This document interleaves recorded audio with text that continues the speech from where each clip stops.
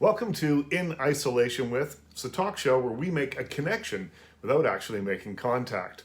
I hope you're doing well, staying safe, staying healthy, most of all, staying home. Today, let's meet entrepreneur, designer, writer, producer, and television personality Sarah Richardson. Perhaps you are one of her almost 300,000 followers on Instagram. Maybe you're a fan of her shows like Sarah's House or Sarah's Cottage on HGTV or Design Life on YouTube. Maybe your bookshelf is bursting with her many books, including the new one, Collected, City and Country, Volume 1. Or maybe you're just a fan of elegant home design. Whatever the case, she is a fixture on all your screens and anywhere you find fine design. And with that rhyme, see what I did there? I give you Sarah Richardson. We began with Sarah telling me what she sees when she looks out her window, or maybe make that what she doesn't see. Here's Sarah. Well, hopefully when I look out the windows here, I don't see anybody doing anything because we're on our 100-acre farm. So Oh, wow. if I see other than my family out the windows, that's a concern. Although I will tell you this morning, I heard a sound as I was in my bathroom, and I looked in my bathroom mirror, and there's a field beside us, and the farmer was out planting. So that's a very, very, very rare thing. I don't normally see a giant tractor reflected in my bathroom mirror. But yes, when I do venture off the property, I think people are doing an amazing job following the path signs in the grocery store, keeping a really wide berth to pass. And it's an unusual feeling to get used to for those of us who are used to being close and in tight spaces and busy and always with people. So it's very weird. It certainly is. I was at a big grocery store yesterday wearing my mask, walking through the aisles, and it made me feel really uneasy. We were all doing the right stuff. We're wearing the mask, we're keeping the distance. I'm in downtown Toronto, so there were a fair amount of people in there. It wasn't crowded because they're not allowed to be crowded, but there were a fair amount of people in there. And it made me feel uneasy because I think the last time I'd been in that grocery store was before all of this happened. And it was none of that. And now it really just drove it home that things are different and unusual right now. Right. And it's really interesting because we're in the country and we're in a tiny, tiny town. And so it's a very different feeling. I had to go to the city to pick up mail at my office and pay some bills. And I drove the downtown streets at morning rush hour with nobody on the streets. It's just a very different feeling. So now, not my favorite. No. How are you passing the time? What do you do on your farm to keep the minutes and the days going? I wish I could say I was looking for hobbies and things to keep me busy, but work continues on, and so it's a whole new kind of normal to try and figure things out. But it's a different level of stress and panic. It's more about trying to keep things afloat. So there's sort of, five different activities that I do on a regular basis. And I'd say 2 out of the 5, 40% of what I normally do is okay. And the other 60% is, So it's been, I will honestly say that most days I wish there was that opportunity to relax and, bake and do stuff, but that's, hasn't been my reality. And so it's challenging, and I think it's challenging for everybody to find the positivity. I'd say that a sunny day like today is a gift, and boy, are we being tried with the weather. I think we're just going to cancel a lot of 2020 events. So as far as I'm concerned, Mother's Day is canceled, and we will revisit it later. Absolutely. Or maybe I just won't get out of bed. If it's snowing, I'm just going to go crawl under the covers. Now, are you able to effectively coordinate with your clients, your design clients, and that kind of thing via Zoom, or do any of that kind of work that way? Or is that the part of the business that is tried during this time? So we can keep in contact with our clients, and each project, I think the biggest challenge is that different things can happen on projects. So if you had a residential project that had commenced before April 4th, it can keep going as long as you're adhering by all the guidelines. So as long as it's a small site and trades are comfortable coming to site and you can really control their distance, and even limit it to only having one trade at a time on site, to make sure that everybody feels safe and is safe. I think the hardest challenge is right as this hit, right as the shutdown started happening, we were installing furniture for a client and we were in finishing touches, and we have businesses that closed before we got everything out. Of course. And we have stuff sitting in a warehouse, and the warehouse won't release it. After ordering the goods and having them shipped from the US, they're sitting in a warehouse. So I have clients with 8 dining chairs and no table. And, and a brand new house with no window coverings, and no shower curtain rings. And so I think the hardest thing is if you want to get it right, it means that you want to order from the suppliers you want to order from. Some of them are open, some of them are not. And so I think a lot of people have just chosen to take their time. And these are also really uneasy times for people with their financial resources. So while we have projects coming to a close, projects midway through renovation, the phone isn't exactly ringing right now with people wanting to start up a big project. And that's what's really, to be honest, hitting us the hardest. Well, people don't know what's next. And that's the thing. I think it's just this air of uncertainty that is hanging over everything, which hopefully will be alleviated soon. Right.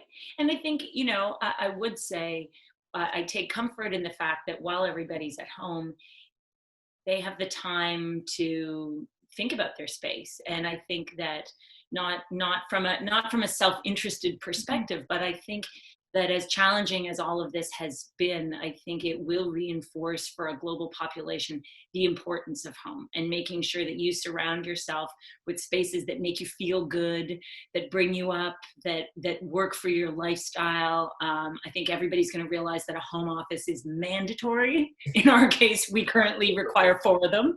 So I have my teenage daughter is on Zoom class behind one wall, and the other one is doing independent work behind another wall. And fortunately, we have enough desks, but it's a real challenge for everybody to navigate the new normal of work plus school plus work from home plus does the dog need to get out?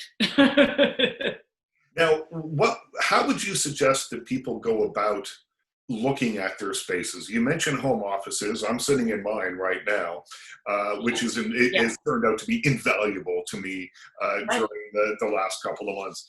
But how would you suggest, other than home offices, that people look at their homes and figure out what they need, what they don't need, what's important? Well, I think that's a great starting point. And I have always, one of my all-time favorite quotes comes from William Morris, the founder of the arts and crafts movement in the late 1800s, who said, "Have nothing in your homes that you do not know to be useful or believe to be beautiful." Oh, wow. And I think that is really, really incredible advice. And I think as people spend so much time at home, what you're going to realize is there are the elements you use, and then there's stuff.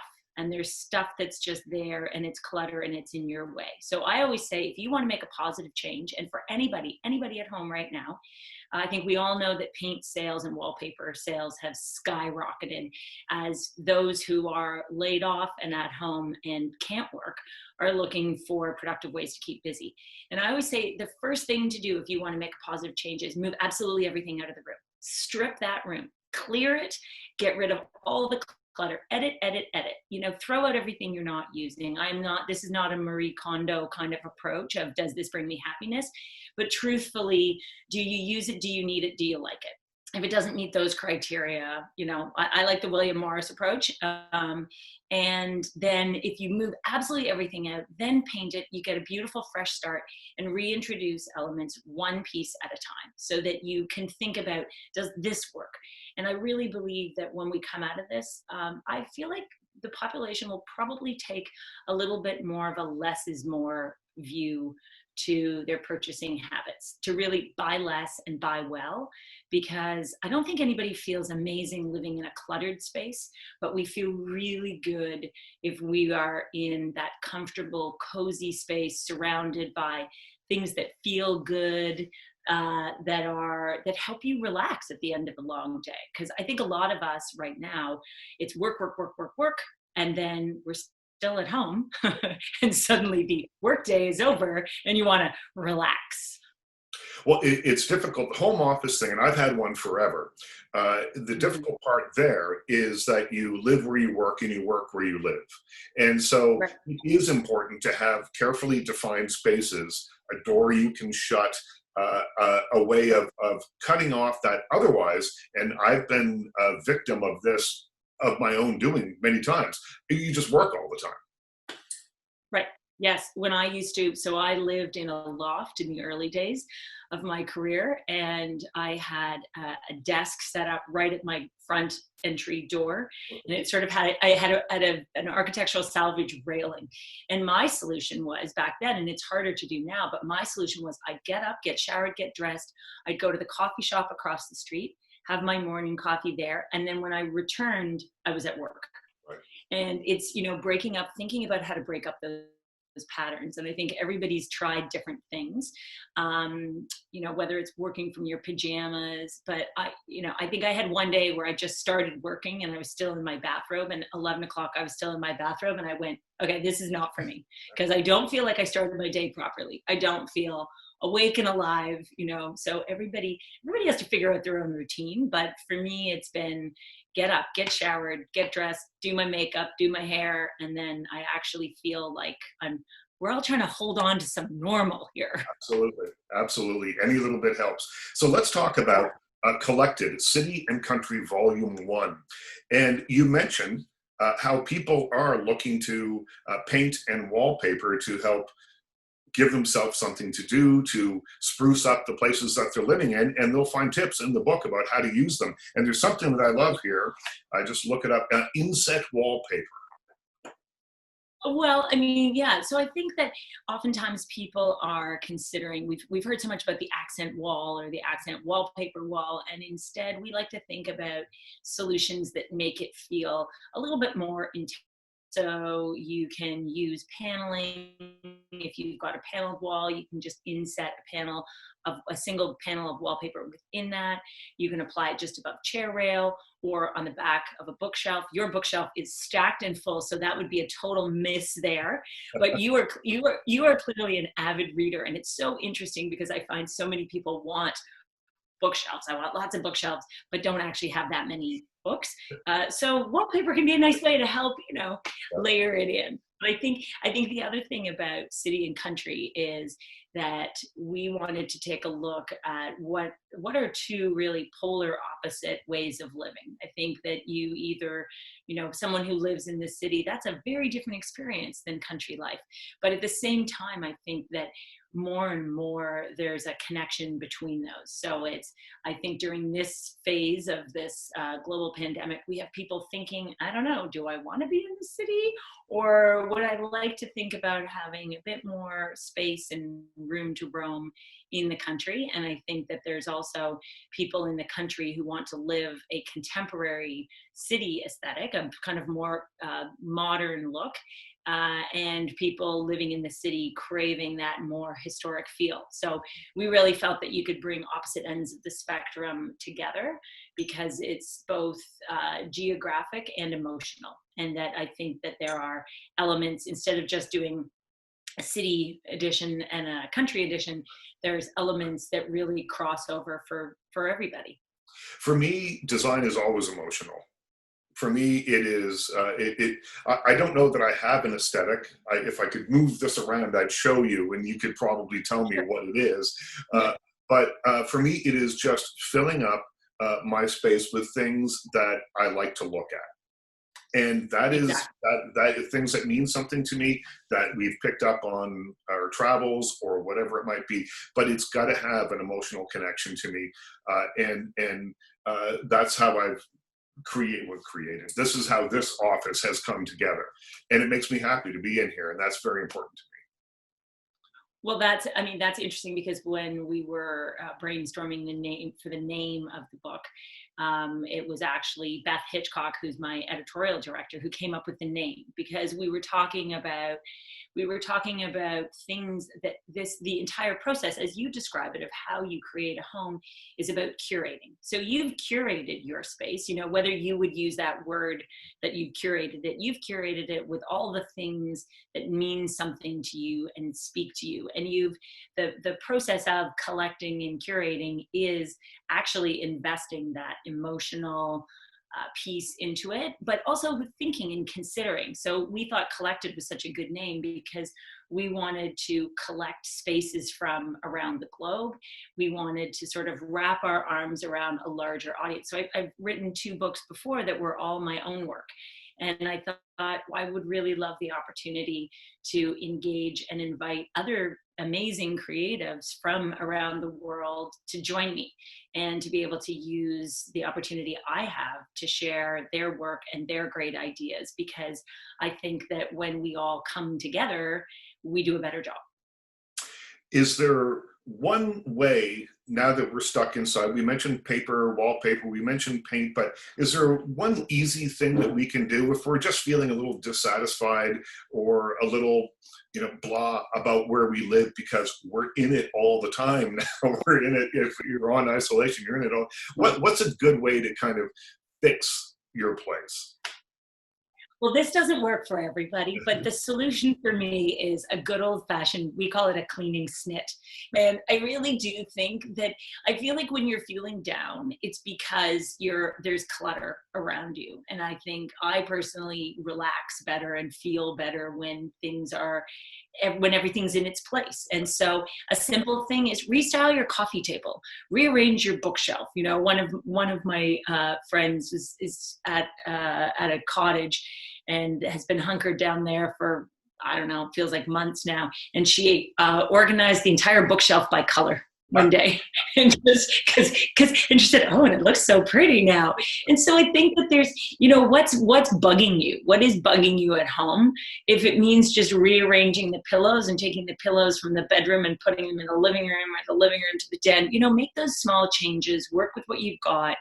I think the key is to try and keep an upbeat, positive perspective right now, knowing that you can't necessarily achieve all the things you want to. And so I think that if you're getting up and getting out of bed and getting one foot in front of the other, you're winning.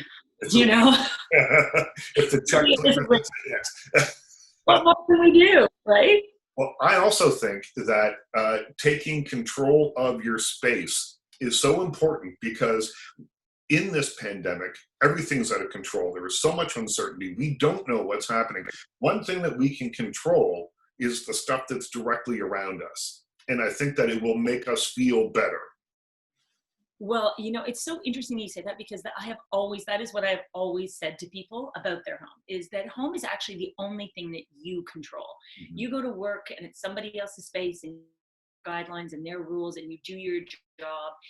But home is where you get to make the call. Who comes in, who doesn't. Okay, so right now nobody's coming in, but it is your sanctuary, and as such, you owe it to yourself to ensure that that space truly and authentically reflects you. And so that's where it comes into, I always want people to feel empowered. And part of the reason for writing a book and sharing creative ideas or doing the YouTube series I do or TV shows is not to say you must do it this way, but to say, here's an idea, here's an idea, here's an idea.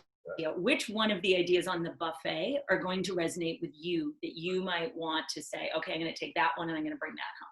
And I think that that's where I want people to feel empowered, that they can scan, find the idea, and then be able to say, when this all clears up, I'm doing that. And I want people to make a mood board. I mean, here's a great thing to be doing right now. Spend some time online, whether it's on Instagram, whether it's on Pinterest, gather those ideas so that when the world comes back to normal, you're good to go, and you're ready to really make your space that sanctuary that you want it to be.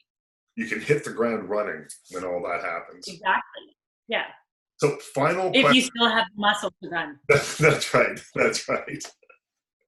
The final question: do you have any hand washing tips for people? Are you singing your song when you do it? I know. No. I don't think this would really surprise people. I'm a bit of a neat freak anyway.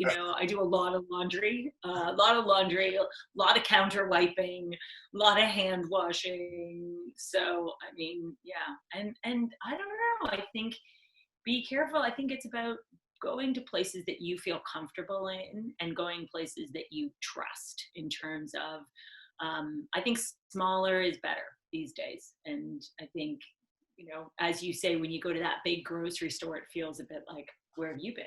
Where have you been? Who are you? Where have you been? And so when you get somewhere, you touch that, right? You have to buy it now. You can't put it back. One of my girlfriends told me she was in the grocery store and there was this sign of, you touch it, you buy it. And she picked up this piece of cheese and then flipped it over and looked, and there was a guy standing right beside her. And she goes, this was not good. This is an $18 piece of cheese that I now have to buy. She's like, so in my cart it goes. She said, what I really want to do is throw it back and run away. That's the world we're in right now. Sarah, right? Thank you so much for spending some time with us today. My pleasure. Thank you for inviting me. It was really fun. Have a good day. Well, that was Sarah Richardson. Her book, Collected, City and Country, Volume 1, is available wherever you buy fine books. Until next time, why not take Sarah's advice and have a look at your surroundings, work with what you have, and make your home a place where you can comfortably weather this self-isolation that we're all trying to make work. Until I see you again, stay safe, stay healthy, and stay home.